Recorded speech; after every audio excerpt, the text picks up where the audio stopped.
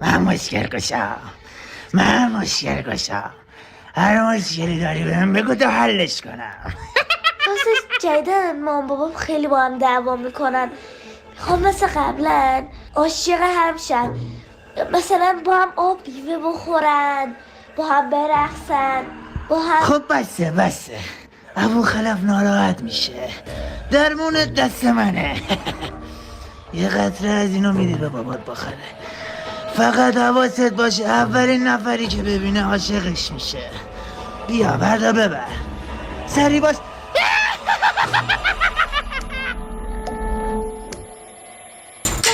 میشه قبل از اینکه بری تو چند قلوب از اینا بخوری؟ چی هست؟ خور دیگه به خاطر من. قربونت برم. برو تو.